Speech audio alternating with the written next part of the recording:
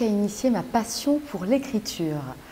J'ai redécouvert dans mes souvenirs très récemment, quand j'étais petite, je voulais écrire. J'ai écrit des petits livres, 2 petits livres, dont un que j'ai fait lire à ma maman. Et puis après, en fait, j'ai oublié ça. J'ai suivi ma carrière dans le luxe et dans la gestion de marque. Et puis, il y a 1 an et demi, Hervé Cabla m'a demandé de venir dans son agence, dans mes collaborateurs et amis.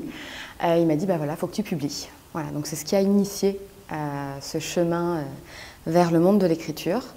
Et j'en suis ravie.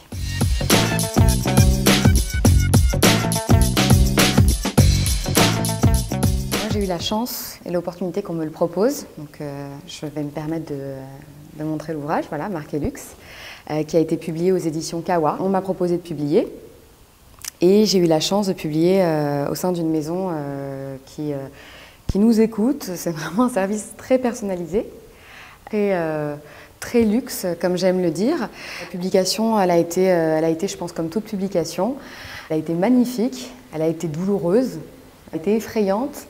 Elle a été passionnée, miraculeuse et presque miraculée. Et puis voilà, du coup, je vais aussi en profiter pour dire que Marque et Luxe n'aurait jamais vu le jour sans 53 élus qui l'entourent. Il y a 38 experts dans le monde qui ont été interviewés, des philosophes, des sociologues, des professionnels du luxe en maison et indépendants, dont toi, Lionel, tu fais partie. Et il y a également parmi ces 53 élus 15 artistes qui ont dessiné, qui ont peint, qui ont photographié pour le livre. Voilà.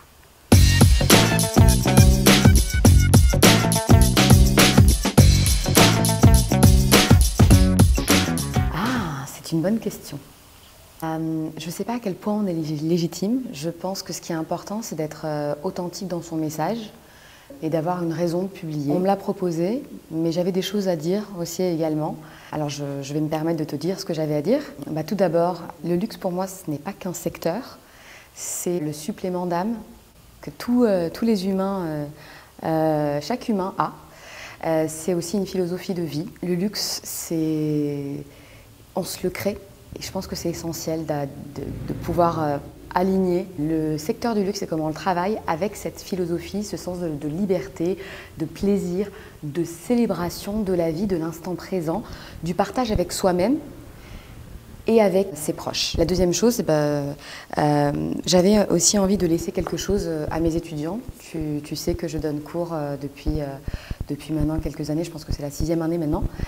Et puis souvent, ils m'ont demandé d'avoir un ouvrage sur lequel ils puissent retrouver cette énergie et cette pratique qu'on a découvert ensemble sur la gestion de marque. Et puis la dernière chose pour laquelle j'ai entrepris ce projet d'écriture, et j'ai réuni tant d'experts et d'artistes autour de moi, c'est parce que j'avais une chose à dire sur la stratégie de marque telle qu'elle est aujourd'hui. Et il me semble important aujourd'hui que les marques de luxe, et certaines d'ailleurs le font très bien, se retrouvent autour de leur identité luxueuse, entre guillemets. On parle beaucoup d'image, on parle tout le temps d'image.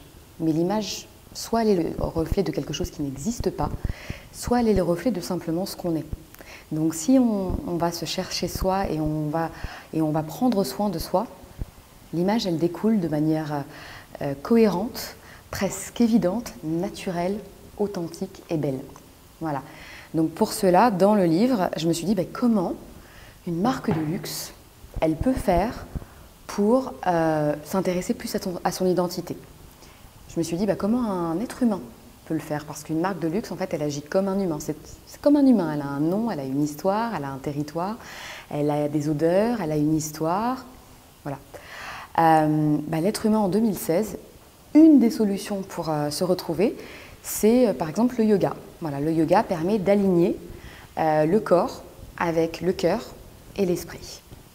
J'ai appliqué les préceptes du yoga au marketing du luxe. Donc il y a des postures, il y a l'ouverture des chakras que j'ai appelé les shades du luxe. Et puis voilà, la nouvelle recette, ou une recette en tout cas possible pour s'attacher à son identité, venir la protéger, venir l'enrichir pour vivre luxe et faire vivre des expériences magiques à ses clients.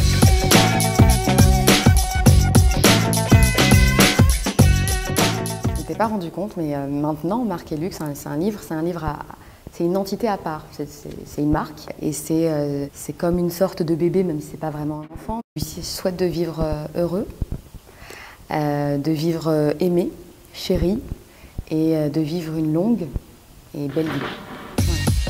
Voilà.